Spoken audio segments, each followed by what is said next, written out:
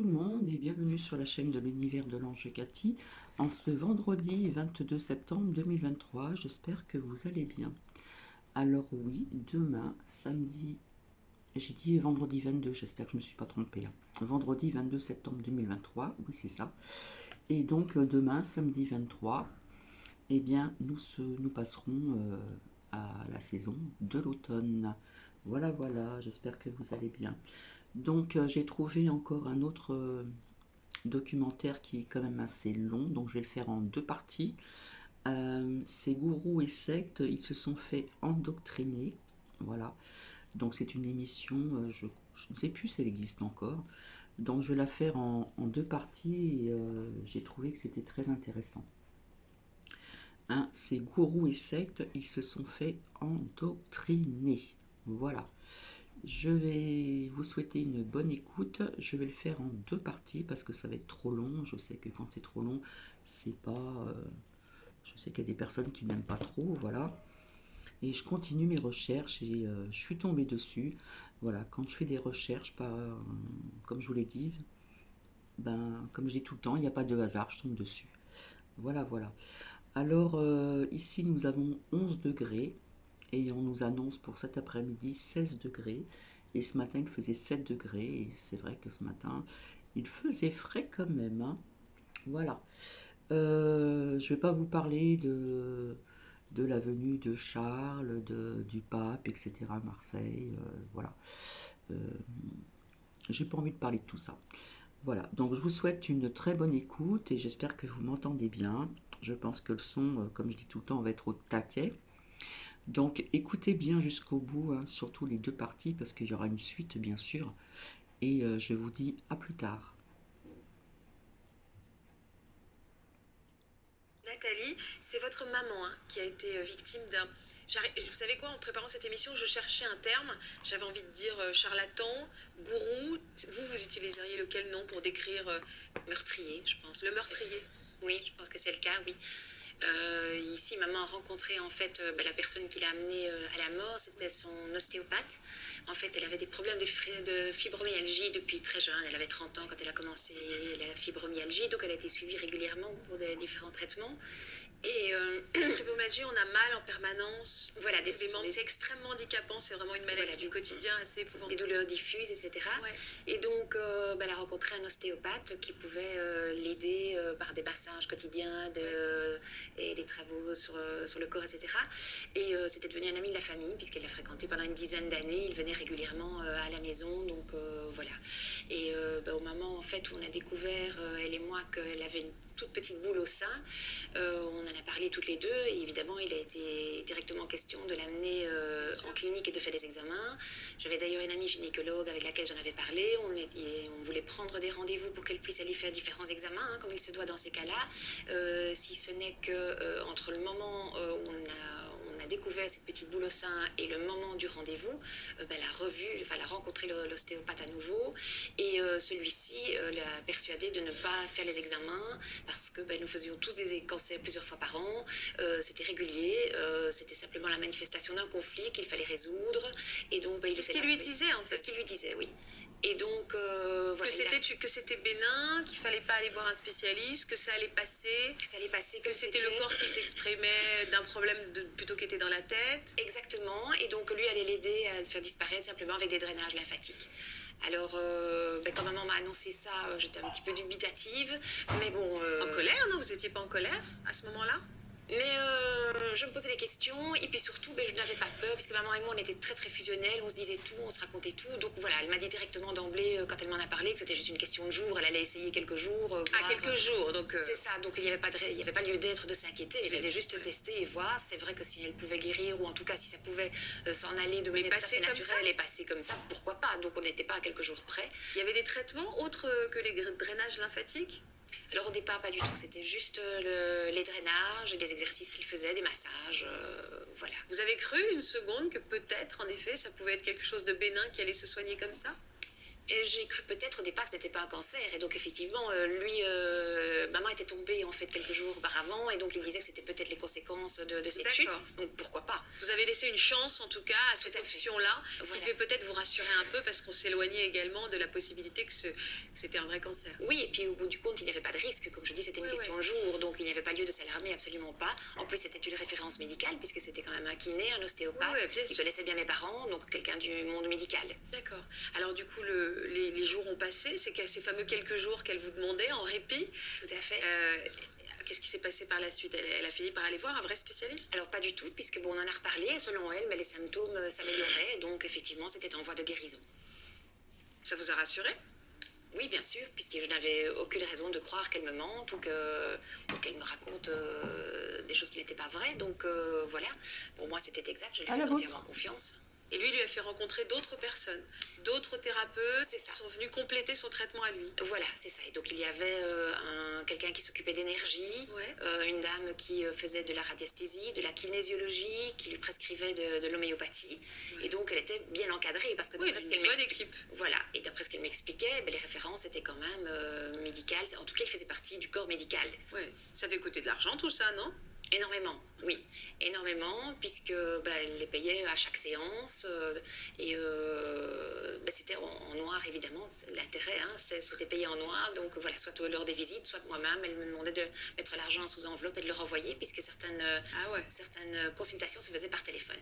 Ah bon? Certains d'entre eux habitant en fait en France, donc maman ne se déplaçait pas jusqu'ici, les consultations se faisaient de manière téléphonique. Des consultations téléphoniques, ça vous a pas mis la puce à l'oreille, vous?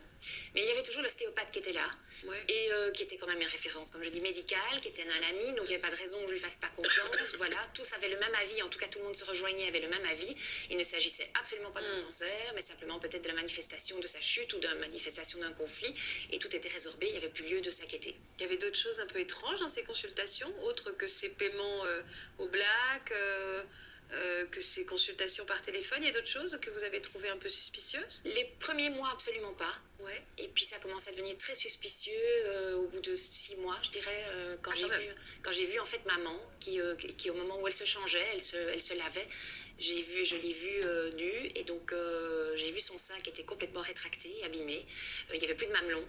Et ça devenait une plaie, et c'était dur. Et donc, évidemment, j'ai été complètement effarée, puisque jusque-là, je pensais que c'était... oui, parce qu'elle était habillée, vous ne voyez pas, vous pensiez qu'on était passé à autre chose. Plus, je savais que voilà, il la suivait, mais pour éviter que ça ne revienne, et ça allait mieux, c'était sur la voie de la guérison, donc voilà, je ne m'inquiétais plus du tout. Il y avait d'autres personnes dans votre entourage qui avaient été un peu alertées, vous en aviez parlé avec des proches, des cousins, frères, sœurs, qui se disaient c'est quand même étrange, cette ostéopathe, cette façon d'appréhender cette grosseur au sein. Est-ce que vous aviez eu quand même un peu une concertation?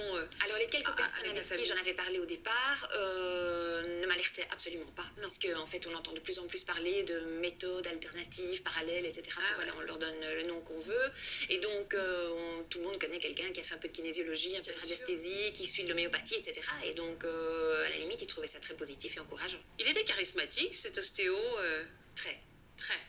Quand vous avez vu ce sein déformé, vous avez tout de suite dit à votre mère, parce qu'elle le savait que son sein commençait à se transformer de façon très inquiétante. Vous l'avez tout de suite alertée en disant maman, mais voilà. Ah oui, j'étais vraiment effarée, et donc très en colère. Et contre elle aussi? Contre elle aussi, oui, tout à fait. C'est magnifique votre maman. Merci. On voit des photos derrière moi. Ah oui, tout à fait. Et donc très en colère, et puis je ne comprenais absolument pas, j'avais l'impression que le monde s'écroule, puisque... Vous pensiez qu'on était passé à autre chose? On était passé à autre chose, que tout allait bien. Là je me rends compte, alors finalement, soit elle m'a menti, soit elle ne réalise pas ce qui se passe. Or ce n'est quand même pas le profil de maman, voilà, c'est quelqu'un d'intelligent, de curieux, il n'y a aucune raison, je veux dire, qu'elle triche ou qu'elle mente, comme je dis. Donc je ne comprenais pas ce qui se passe. C'est pas quelqu'un de fragile, c'est pas quelqu'un de... Pas du tout, non. Quelqu'un même de fort, voilà, donc... Et vous essayez de la réveiller ce jour-là en disant mais maman, regarde ton sein, ça n'est pas normal, il faut consulter quelqu'un. Comment elle réagit? Et je suis face à un discours que je ne connais pas, que je n'ai jamais entendu, puisqu'elle me dit qu'elle est sur la voie de la guérison, c'est juste le symptôme du cancer, mais qu'elle n'a pas le cancer, que tout le monde l'affirme, qu'elle est en train de guérir, et que les symptômes, en fait, ce sont des étapes pour guérir et pour extérioriser et exorciser le mal. Et là, vous comprenez qu'elle est tombée sous emprise? Même pas, parce que je ne comprends pas son discours. Donc à ce moment-là, je ne connaissais rien au niveau des manipulations mentales, ni ce qui pouvait être dérive sectaire, ni ce qui pouvait être charlatan, etc. Et donc, c'est son discours qui m'interpelle, effectivement. Je me trouve face à une discussion que je ne comprends pas et j'essaie de la raisonner. Et c'est notre première dispute, en fait, puisque nous sommes sur deux chemins tout à fait différents. Qu'est-ce que vous ressentez, vous? Vous sentez trahi? Vous êtes en colère à ce moment-là? C'est un mélange complexe de sentiments, hein, effectivement. La trahison, la colère, l'impuissance totale. C'est surtout ça, je pense, l'impuissance, parce que j'argumente avec tout ce que je peux pour essayer de la convaincre de rentrer en clinique, de faire les examens, et rien n'y fait. Donc, elle me parle de fièvre, et pour ce qui est pour moi, en fait, alarmant, je veux dire, des de fièvre, mais pour elle, c'est positif. Ouais. Voilà, le fait de faire un examen, je lui parle de biopsie, elle me dit que c'est dangereux, que ça va lui apporter le cancer si elle fait une biopsie. C'est le monde à l'envers, vous dites en fait, on parle deux langues différentes, quoi. On ne se comprend absolument pas. Exactement, et je ne reconnais pas ma mère, absolument pas. Ouais. Elle avait quel âge, votre maman, à ce moment-là? Elle avait 58 ans. Oui, toute jeune. Donc vous la reconnaissez pas et là vous vous dites il y a un vrai problème très grave sous-jacent. On ne se comprend pas. C'est ça. Qu'est-ce qui va se passer après? Parce que vous pouvez pas, j'imagine vous en tant que fille, vous dites mais je vais pas rentrer chez moi, à continuer à croire tout son discours alors que visiblement il y a quelque chose de très grave qui est en train de se jouer. Alors les mois qui suivent, je ne la lâche plus et je suis sur son dos sans arrêt pour essayer de la persuader de rentrer en clinique, pour essayer de la convaincre avec mes arguments, qui sont évidemment ceux de la médecine traditionnelle et qu'elle conteste entièrement. Et donc c'est le début d'un cheminement de disputes, de colère, de... C'est ça, d'incompréhension totale entre elle et moi. Je suis persuadée que maman a envie de mourir, que c'est un suicide programmé. Voilà, je me pose des questions par rapport à moi. Il y a de plus en plus de symptômes, vous la voyez s'affaiblir, vous la voyez tomber vraiment de plus en plus malade. Elle est de plus en plus mal, le sein disparaît de plus en plus, évidemment. La plaie devient vraiment une plaie béante et énorme. Voilà, ça devient 10 cm, 15 cm, c'est purulent, il y a du pus qui en sort, du sang. Au fur et à mesure... Elle doit souffrir. Elle souffre atrocement et elle n'a pas le droit de prendre l'aminoaspirine. Donc, elle n'a pas le droit, parce que ces médecins, sa troupe de charlatans, là, lui disent qu'elle n'a pas le droit de prendre quoi que ce soit. C'est ça. Mais c'est un martyr qu'elle vit. Oui, c'est un véritable martyr. Et donc, c'est vrai que c'est très difficile à comprendre. Quand on est de l'autre côté de la barrière, on ne comprend absolument pas. Puis vous êtes partagé entre le fait de l'accompagner parce que votre mère est en souffrance et de toute la colère que vous devez ressentir du fait qu'elle ne se soigne pas correctement. C'est ça. Et donc, je lutte à la fois contre le cancer, puisque je suis persuadée que c'est ça, contre ma mère, évidemment, contre les personnes qui s'occupent d'elle et qui essayent de la soigner. Vous allez les voir, d'ailleurs, ces personnes, en disant, mais vous êtes dingue. Alors, je dis à l'ostéopathe, effectivement, qui me dit que, ben non, c'est une nouvelle méthode et qu'il y a des preuves scientifiques, etc., qui démontrent qu'on guérit. Les autres charlatans, je ne les vois pas puisqu'ils sont en France. Par contre, je fais venir un médecin généraliste, homéopathe, qui vient et je veux absolument qu'il démontre à maman que, voilà, elle est en souffrance et qu'il faut qu'elle rentre en clinique. Et en fait, je suis face à un mur puisqu'en fait, il tient le même discours que ces charlatans-là. Et visiblement, il suit la même méthode. Mais qui vous l'avait recommandé, ce généraliste? C'était quelqu'un que vous aviez trouvé, vous, de votre côté? C'était quelqu'un que l'une ou l'autre personne m'avait recommandé en disant voilà, ça faisait partie de la même clique, quoi. Non, et en fait, c'était pas l'ostéopathe qui me l'avait recommandé, donc j'avais demandé à des amis ou des personnes de l'entourage s'ils connaissaient un médecin homéopathe dans les environs à Bruxelles du côté de chez maman. Et voilà, on me l'avait recommandé, donc quelqu'un de très compréhensif. Et effectivement, il est venu à la maison et les premiers mots qu'il m'a dit en me regardant, c'est: mais qu'est-ce que vous avez fait à votre mère pour qu'elle souffre à ce point-là? Voilà. Mais quelle horreur. Et donc, il a vu la plaie, etc.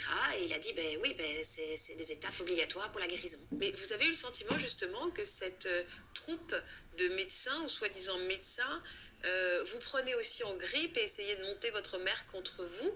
Parce que j'imagine qu'il y avait ça. Il y avait deux clans. Il y avait vous et peut-être des personnes qui vous entouraient, qui essayaient de réveiller votre mère, et eux. Donc, eux, ils devaient avoir envie aussi de manipuler votre mère contre vous, non? C'était le cas, puisque chaque fois que je lui parlais de clinique, elle s'énervait et me disait qu'il l'avait prévenu, que je ne comprendrais pas, que seuls certains élus comprennent évidemment ce genre de méthode, puisque c'est nouveau, et que donc voilà, en fait, si je l'amène en clinique, c'est sa mort, et à force d'assister, je veux sa mort. Donc il y a même un moment où en fait, elle refuse de me voir. Ça ne dure pas très longtemps, heureusement, mais il y a un moment où elle refuse de me voir. Je comprends pourquoi cet ostéopathe, vous l'appelez le meurtrier, hein. C'est un engrenage infernal. Oui, Benoît. Utilisez le terme gourou, selon vous. Oui. Là c'est clair, parce que ce sont des faits avérés, très costauds, où on peut voir qu'il y a vraiment une dérive sectaire. C'est pas juste un thérapeute qui dérape, c'est quelqu'un, vraiment un gourou, il faut appeler les choses comme elles le sont, parce que c'est quelque chose de très costaud, de répréhensible devant par la loi, voilà. Et là, voilà, on voit bien qu'il a un coup d'avance, qu'il qui culpabilise, qui joue manipule son tout le jeu, monde. et il est en position de force, hein. Mais quel est son but, en fait? Son but, sûrement, là je sais pas exactement ce cas-là, mais c'est sûrement l'argent, la domination, parfois c'est des faveurs sexuelles. Mais là en tout cas, il semblait vouloir avoir de l'emprise. Vous, c'est votre époux, Maryse, qui est tombé sous emprise. Vous dites que la motivation, c'est l'argent. Vous allez nous raconter cette histoire, mais je sens que vous rebondissez vraiment. Les choses que Nathalie, c'est à peu près la même chose. L'emprise qu'elle raconte que sa maman avait, mon mari, c'était la même chose. Et ce qui est très fort, et vous allez nous raconter votre histoire après, c'est que le mari de Maryse était kiné lui-même, c'est-à-dire qu'il était médecin lui-même. Il avait fait 2 années de médecine. Oui, donc il était extrêmement cartésien, et donc on voit, et c'est aussi le moteur de cette émission aujourd'hui, que ça peut arriver absolument à tout le monde. Et ça, vous le dites, votre femme votre maman était forte, était cultivée, était intelligente, et ça n'a rien à voir avec l'intelligence, absolument pas. C'est pas des personnes sensibles ou fragiles. C'est-à-dire que mon mari, lui, c'est qu'il avait très peur de la maladie. Donc c'était une porte d'entrée extraordinaire pour lui, oui. Les gourous. Ça peut concerner tout le monde, quelle que soit sa fortune, quelle que soit son éducation. Ça peut tous nous arriver. Voilà, c'est ça, c'est souvent quand on est dans un état de faiblesse, c'est souvent les malades du cancer sont prêts à recourir à n'importe quelle technique, même alternative, non scientifique, pourvu qu'elle puisse peut-être apporter l'espoir de guérir la personne qui leur est chère. Comment votre mère a fini par ouvrir les yeux? Très tardivement, en fait, mon père et moi, on a essayé de trouver des solutions pour l'amener en clinique. Donc, on a contacté les pompiers, on a contacté des médecins. On l'obligeait, en fait. Pour l'obliger à la forcer à rentrer en clinique, puisqu'elle ne voulait pas nous écouter. On a même essayé de lui donner des médicaments pour un peu l'assommer et la rentrer de force en clinique, parce qu'évidemment, on était complètement impuissant et paniqué. Et donc, on la voyait mourir à petit feu, dans des douleurs épouvantables. Et finalement, en fait, elle est revenue à la raison, parce que tout simplement, parce qu'en fait, l'ostéopathe, en voyant l'état de dégradation dans lequel elle était, il faut dire qu'à la fin, son bras était totalement gonflé, lourd, rigide, mauve. Elle était ça dure combien de temps cette histoire avant d'arriver à cet état physique dramatique? Entre le moment de la grosseur du sein et au moment où elle est décédée, 1 an et demi. Donc je pense que vers la fin, ils ont eux-mêmes paniqué, ils se sont retirés en disant que c'était son propre choix, elle allait mourir guérie. Et donc ce sont des mots qui ont effrayé maman. Et bon, je pense que moi-même aussi j'ai réagi, puisqu'elle n'avait plus voulu me voir pendant une quinzaine de jours, suite au fait que il n'arrêtait pas de lui dire que je voulais sa mort. Au fur et à mesure, j'étais revenue et j'allais dans son sens. Donc je voulais l'écouter, écouter vraiment tout ce qu'elle avait à me dire et me faire sa confidente. Tant pis si je n'étais pas en accord avec ce qu'elle disait, mais rester près d'elle. Et c'est ce que j'ai fait. Donc forcément, elle s'est confiée de plus en plus à moi, en me racontant un petit peu ce qui se passait, ce qu'il disait, etc. Vous avez découvert quoi à ce moment-là? L'horreur d'un discours que je ne connaissais pas du tout, effectivement, puisque jusque-là, elle ne me répétait pas leurs paroles. Et donc, c'était quoi ce discours? Ils essayaient d'éloigner des entités, oui, ils parlaient de magie, ils parlaient de mal, ils parlaient de diable. Ça avait vraiment une ampleur et une portée beaucoup plus grande que ce que je pensais. Que vous imaginiez. Ça avait vraiment dérivé dans des... Et là, à ce moment-là, en devenant sa confidente et en faisant un petit peu son jeu, vous arrivez à la persuader? Oui, mais je rentre dans la faille, en fait, et donc j'arrive à la persuader de rentrer en clinique. Et puis comme il la lâche, elle n'a plus d'autre choix, et donc effectivement, elle rentre en clinique. Et ils l'ont lâchée parce qu'ils ont vu que vous vous rapprochiez d'elle? Sans doute, et puis bon, je pense qu'ils ont peur, là, je pense qu'ils sentent la faim, des ganglions. Vous l'avez dit, votre maman en est morte de cette histoire. C'est ça, 2 mois après qu'elle soit rentrée en clinique, donc... Parce que quand ils sont arrivés en clinique, comment ils ont réagi, les médecins, quand ils ont vu arriver cette femme, votre maman, à ce stade si avancé d'un cancer, avec des douleurs épouvantables, un sein purulent, comment ils ont réagi? Mais pour eux, je pense qu'ils ne sont pas formés à tout ce qui est manipulation mentale, etc. Et donc voilà, ils avaient plus l'impression que c'était quelqu'un qui avait voulu se laisser mourir. Et donc ils étaient surpris de voir quelqu'un qui arrive dans cet état-là, même si, paraît-il, ils ont quand même déjà vu régulièrement des personnes qui abandonnent en cours de route des traitements. Mais donc ils l'ont prise en main, ils ont fait les examens. Et maman, quand elle a découvert en fait que finalement elle avait vraiment un cancer, puisqu'il lui a annoncé suite aux examens, elle a été complètement sidérée. Je pense que jusqu'à ce moment-là, elle croyait les thérapeutes, les charlatans, les gourous, les meurtriers. Elle était persuadée qu'ils disaient la vérité et que donc elle n'avait pas le cancer, mais juste les symptômes. Et il en était où, son cancer? En stade final. En stade final. En stade final, ils lui ont quand même donné un certain traitement approprié et ça a été mieux, ça s'est un petit peu amélioré. D'ailleurs, elle était toute heureuse de pouvoir me dire quand j'arrivais chaque jour au matin, me dire regarde, je sais un petit peu bouger mes doigts, aujourd'hui regarde mon bras dégonfle un petit peu, ah, je sais manger un petit peu. Voilà, elle était toute heureuse de me montrer les améliorations. Et il y a eu une prise de conscience à ce moment-là. Elle a réalisé Oui, dans quel enfer elle était tombée immédiatement. Immédiatement, quand on lui a annoncé qu'elle avait le cancer, elle s'est décomposée et m'a tout de suite dit qu'il fallait que je fasse quelque chose. Mais elle a dû être saisie d'une culpabilité immense vis-à-vis de vous, vis-à-vis de sa famille, vis-à-vis d'elle-même, parce qu'elle sait que depuis des mois, elle aurait pu intervenir et qu'elle s'est laissée mourir. Elle a dû s'en vouloir atrocement, votre maman. Oui, et moi aussi, parce que je n'avais pas compris ce qui se passait, je ne le comprenais toujours pas à ce moment-là. La seule chose qui m'a éclairée, c'est que je me suis rendu compte que maman se battait pour guérir et non pas pour mourir. Jusque-là, je pensais qu'elle ne nous aimait pas suffisamment, mon père et moi, et qu'elle se laissait mourir. Et là, je réalisais qu'en fait, elle était prête à endurer des souffrances épouvantables. Parce qu'elle pensait qu'elle allait guérir. Et en ça, vous lui avez pardonné aussi. Oui, tout à fait. Donc on s'est fort rapprochés ces dernières semaines. Ce sont les seules semaines qui nous ont laissés juste avant sa mort. Oui. À la fin des dernières semaines de votre maman, est-ce que c'est toutes ces personnes qui l'avaient accompagnée, qui l'avaient mis sous emprise, se sont manifestées auprès d'elle pour l'accompagner ou est-ce que vraiment ils lui ont tourné le dos? Est-ce qu'ils l'ont accompagnée dans ces derniers jours? Est-ce qu'il y a eu au moins un soutien psychologique? Est-ce que elle n'a plus voulu du tout avoir affaire à eux? Ils ont continué à la poursuivre par téléphone en tout cas. Et il lui disait que si elle en était arrivée là, c'est parce que elle n'était pas suffisamment, elle n'avait pas suffisamment la volonté de guérir. C'était sa propre faute. Donc en plus, il l'a culpabilisée terriblement. Alors qu'elle était en train de mourir, votre maman. Donc elle était persuadée qu'elle ne l'avait pas assez voulu, enfin elle n'avait pas assez voulu sa guérison. Vous avez essayé de couper les ponts avec ces gens-là. Vous avez dit, mais maintenant. Oui, je leur ai dit par téléphone qu'ils ne devaient plus sonner et j'ai coupé le téléphone de maman. Pour vraiment empêcher qu'ils ne continuent leur manipulation. Et votre père, comment il a vécu tout ça, lui aussi De manière très difficile, parce que lui, il vivait avec maman. Moi, j'étais en extérieur, évidemment, donc lui, il vivait avec maman. Il voyait tout ça d'un très mauvais œil, mais dès qu'on essayait de l'empêcher, et dès qu'on essayait on l'éloignait, en fait. De l'éloigner, de lui ouvrir les yeux, elle disait que on voulait sa mort, et donc c'était la même chose pour lui. Donc il était vraiment pris entre deux feux, et elle menaçait de s'en aller, de le quitter. En tout cas, c'est ce qu'il voulait. Lui, les charlatans essayaient de la couper de tout le monde, de moi et de mon père. Il lui disait de prendre sa valise et de quitter mon père, qui ne la soutenait pas dans son épreuve. Oui. Et vous n'avez pas eu envie de porter plainte? C'est ce que j'ai fait. J'ai porté plainte. D'accord. J'ai fait un énorme dossier, des retranscriptions d'enregistrements que maman avait fait. Elle avait tenu des agendas et des livres dans lesquels elle notait régulièrement ce qu'il lui disait, ce qu'il préconisait, etc., ce qu'elle devait faire, etc. Donc j'avais énormément de preuves contre eux en tout cas. Donc j'ai déposé plainte. Et elle a abouti cette plainte? Absolument pas. Il y a eu prescription il y a quelques mois. Forcément, Daniel, je suis toujours un petit peu désarmée quand j'ai des invités qui nous disent à quel point les plaintes n'ont pas eu de suivi. Comment on peut expliquer qu'une telle histoire reste sans suite? La maman de Nathalie y a laissé sa peau. À la prescription, c'est quelque chose de terrible. C'est un délai durant lequel on doit porter plainte. La prescription en France pour un abus de faiblesse, qui correspond à la mise sous solution psychologique, ou l'exercice illégal de la médecine, c'est une prescription de 3 ans. 3 ans? Oui, mais qui est passée depuis février 2017. Il y a une réforme en France, on est passé à 6 ans. Là, nous sommes en Belgique, et donc je ne sais pas quelle était la prescription en Belgique. Il faut voir chaque dossier individuellement.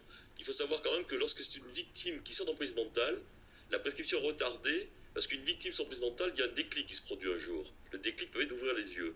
À ce moment-là, si on peut prouver par un certificat d'un psychologue, d'un expert, qu'on a ouvert les yeux à tel jour, la prescription démarre là. Voilà. Mais il ne faut pas laisser passer le temps. C'est pour ça que lorsqu'on est une famille ou lorsqu'on est une personne sortie d'une emprise mentale ou d'une dérive sectaire, il faut rapidement voir un juriste ou un avocat pour le plus vite possible intervenir, parce que ça peut durer. Il ne faut pas laisser passer le temps parce qu'on est souvent déçus. Il exerce encore, cet ostéopathe? Oui, il exerce encore, bien sûr. Il exerce encore? Il exerce encore. Il était poursuivi pour meurtre. La prévention était le meurtre. Mais la prescription, pardon, je reste sidérée de ce que vous me dites en fait. La prescription, c'était de quel nombre d'années? Parce qu'en Belgique, est-ce que c'est la même chose qu'en France? Vous, ça a été au bout de combien de temps qu'on a dit qu'il y a eu un délai de prescription? Alors j'ai porté plainte en 2008 et la prescription s'est faite l'année passée, donc il y avait 8 ans. Je ne connais pas les délais exacts en Belgique. Et pourquoi ça a été si long Les démarches, pourquoi elles ont été si longues? Qu'est-ce qui s'est passé pendant toutes ces années? Mais parce qu'en Belgique, le système judiciaire est très très lent, c'est une première chose. Et puis ensuite, il a fallu récolter toutes les preuves. Moi, ça m'a mis une année pour récolter toutes les preuves. Elles ont dû être transcrites, remontées, etc. Ouais. C'est pas évident de démontrer la manipulation mentale, donc voilà. Et puis après ça, je veux dire, la personne a le droit de demander des devoirs complémentaires. Il l'a fait à plusieurs reprises, ce qui évidemment prolonge l'instruction. Et donc voilà, on est au dépassement. Vous, Maryse aussi, vous avez porté plainte, mais vous avez eu gain de cause, mais ça a été une longue, immense bataille. Hein. Ça a duré combien de temps entre le moment 9 ans entre le moment où vous avez porté plainte et le moment où vous avez eu gain de cause. Donc il n'y a pas eu cette problématique de délai de prescription? Non, il n'y a pas eu cette problématique. Comment vous vous reconnaissez dans... Oh oui, énormément. Engagé confortablement aux États-Unis. Ce sont des meurtriers. Ces gens-là qui font de l'emprise mentale, c'est terrible. Vous, c'était votre... tout à fait quand elle raconte que sa mère, elle était presque en colère après elle parce qu'elle n'était pas d'accord, évidemment. On les empêche de faire, donc, et à la limite, on est responsable de leur maladie. Oui. Quel genre d'homme c'était votre mari, Maryse? Mon mari était un homme très sportif, intelligent, ça n'a rien à voir avec... Mais par contre, il avait un problème, il voulait surtout pas être malade. Il était hypocondriaque? Un peu, mais il faisait tout pour rester en vie et pas tomber malade. Voilà, donc c'est la première partie parce que c'est très long, donc j'espère que vous avez écouté jusqu'au bout. Et je reviens tout de suite après pour vous faire écouter donc la suite qui sera la deuxième partie. À tout à l'heure.